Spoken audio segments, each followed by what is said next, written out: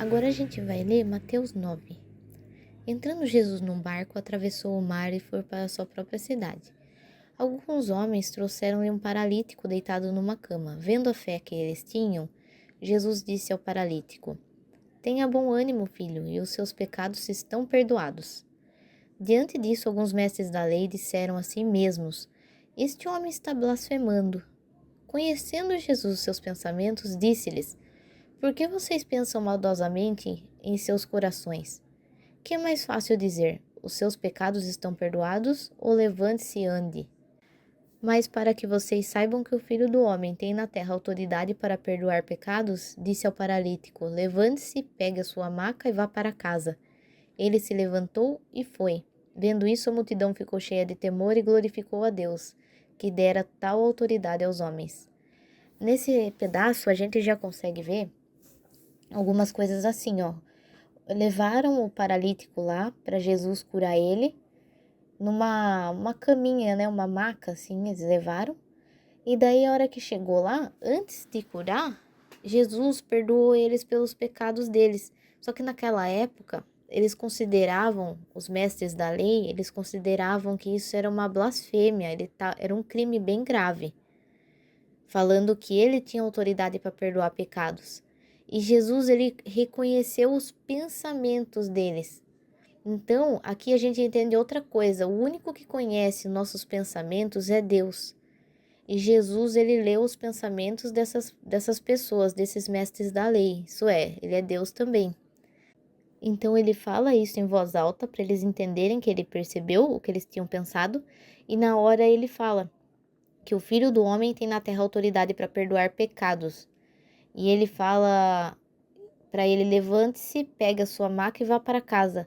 Ele fez as duas coisas, além de perdoar os pecados, ele também fez o milagre da cura do paralítico ali na frente de todo mundo. Porém, aqui encerra essa parte. O que dá a entender é que os mestres da lei, em vez de ficarem maravilhados com o que aconteceu, dá a entender que quem ficou foi o restante ali do povo, ficou maravilhado e temendo a Deus naquela hora. Mas os mestres da lei levaram mais em conta a parte que eles acharam que foi a blasfêmia de perdoar os pecados do que daquele milagre do paralítico sair andando. Então, aqui a gente continua assim, ó. Passando por ali, Jesus viu um homem chamado Mateus, sentado na coletoria, e disse-lhe: Siga-me. Mateus levantou-se e o seguiu. Estando Jesus em casa, foram comer com ele e seus discípulos muitos publicanos e pecadores. E vendo isso, os fariseus perguntaram aos discípulos dele: Por que o mestre de vocês come com publicanos e pecadores? E ouvindo isso, Jesus disse: Não são os que têm saúde que precisam de médico, mas sim os doentes. Vão aprender o que significa isso. Desejo misericórdia, não sacrifícios, pois eu não vim chamar justos, mas pecadores. Aqui ele já fala de outra parte, que ele estava querendo dizer o quê? Ele veio pelos pecadores, ele veio fazer diferente do que os fariseus faziam naquela época, que eles pregavam a lei de uma forma rígida, porém a maior parte daquela lei era só para mostrar o poder deles sobre o povo. E Jesus, ele veio fazer o contrário, ele não veio tirar aquela lei, porém ele veio mostrar que os pecadores também tinham um lugar. E aqui ele mostra isso na presença dele, ali ele come com eles, pessoas que eram mal vistas pelo restante do povo da época. Então os discípulos de João vieram perguntar-lhe: Por que nós e os fariseus jejuamos, mas os seus discípulos não? Jesus respondeu: Como podem os convidados do noivo ficar de luto enquanto o noivo está com eles? Virão dias quando o noivo lhes será tirado, então jejuarão. Ninguém põe remendo de pano novo em roupa velha, pois o remendo forçará a roupa, tornando pior o rasgo. Nem se põe vinho novo em vasilhas de couro velhas. Se o fizer, as vasilhas se rebentarão, o vinho se derramará e as vasilhas se estragarão. Pelo contrário, põe-se vinho novo em vasilhas de couro novas, e ambos se conservam.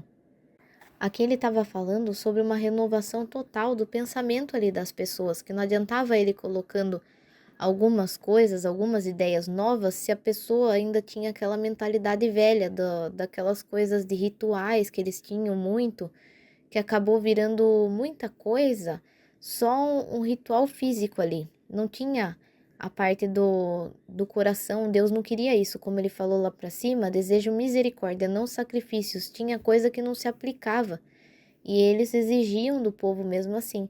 Então ele estava falando isso, que as pessoas tinham que se renovar por completo. E não adiantava colocar, às vezes, uma ideia dele nova ali, se a pessoa não renovasse a mente junto. Não caberia ideia nova numa mente velha. Falava ele ainda quando um dos dirigentes da sinagoga chegou, ajoelhou-se diante dele e disse: Minha filha acaba de morrer, vem e impõe a tua mão sobre ela e ela viverá. Jesus levantou-se e foi com ele e também os seus discípulos. Nisso, uma mulher que havia 12 anos vinha sofrendo de uma hemorragia, chegou por trás dele e tocou na borda do seu manto, pois dizia a si mesma: Se eu tão somente tocar em seu manto, ficarei curada. E voltando-se, Jesus a viu e disse: Ânimo, filha, sua fé te curou. E desde aquele instante a mulher ficou curada.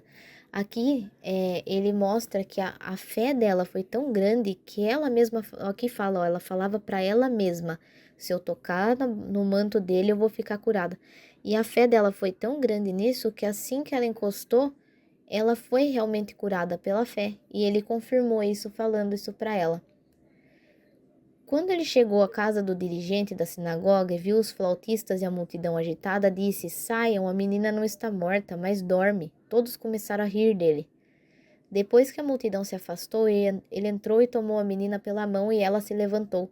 A notícia desse acontecimento espalhou-se por toda aquela região. Aqui, Jesus ele ressuscitou a menina, né? Que os flautistas e a multidão que estava ali era porque realmente a menina ela tinha morrido, porque eles chamavam, né? Era um ritual deles também. Então, é por isso que eles riram dele quando ele falou que a menina dormia. Mas a hora que ele pegou ela pela mão, ela levantou. Então ele falou que estava dormindo, mas para não espalhar o que ele tinha feito. Porém, a notícia espalhou pela região inteira. Saindo Jesus dali, 2 cegos o seguiram, chamando: Filho de Davi, tem misericórdia de nós.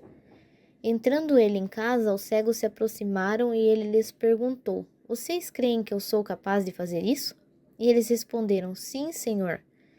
E ele, tocando nos olhos deles, disse: Que lhes seja feito segundo a fé que vocês têm. E a visão deles foi restaurada. Então Jesus os advertiu severamente: Cuidem para que ninguém saiba disso. Eles, porém, saíram e espalharam a notícia por toda aquela região. De novo, eles espalharam a notícia que eu acho que eles não aguentavam, né? As pessoas também viam. Então, acabava espalhando para todo mundo a notícia. Mas aqui, você viu que ele falou de novo? Que seja feito segundo a sua fé, a fé que vocês têm. De novo, ele quis dizer que a fé deles que foi capaz de, por meio dele, curar eles. Enquanto eles se retiravam, foi levado a Jesus um homem endemoninhado, que não podia falar. Quando o demônio foi expulso, o mudo começou a falar, e a multidão ficou admirada e disse: Nunca se viu nada parecido em Israel. Mas os fariseus diziam: É pelo príncipe dos demônios que ele expulsa demônios. Jesus ia passando por todas as cidades e povoados, ensinando nas sinagogas, pregando as boas novas do reino e curando todas as enfermidades e doenças. Ao ver as multidões, teve compaixão delas, porque estavam aflitas e desamparadas como ovelhas sem pastor. Então disse aos seus discípulos: A seara é grande, mas os trabalhadores são poucos. Peçam, pois, ao Senhor da seara que envie trabalhadores para a sua seara. Aqui, as pessoas viam ele fazendo esses milagres, os fariseus também viam, porém, eles falavam que era pelo príncipe dos demônios que ele expulsava os demônios. Eles não davam o braço a torcer de que Jesus era Deus e que ele fazia isso por um poder de Deus. Eles atribuíam isso a demônios. Eles viam com maus olhos, que provavelmente era o que ele tinha dentro, né, deles, que era uma coisa ruim, então era isso que eles viam. E aqui ele também fala da seara, né, que a seara é grande, mas os trabalhadores são poucos. Ele estava falando das pessoas para ensinar o evangelho de verdade, eram poucas pessoas. E que ele sentia que aquelas pessoas estavam aflitas e desamparadas, como ovelhas que não têm pastor. Então ele tinha compaixão daquelas pessoas seguindo ele, assim, desesperadas. Daí ele fala isso, que precisava de mais gente para cuidar dessas ovelhas, para cuidar, a seara é a colheita. Então ele fala, Peçam, pois, ao Senhor da seara que envie trabalhadores para a sua seara. Aqui o Senhor da seara era Deus, que era o dono da colheita. Então ele falava que era para orar para Deus, para pedir mais trabalhadores, mais pessoas falando sobre o evangelho para conseguir atingir aquelas pessoas que estavam desesperadas, precisando ouvir uma palavra, precisando de cura. Então era isso que ele pediu, para os discípulos orarem por isso. Espero que tenha gostado desse vídeo e até o próximo.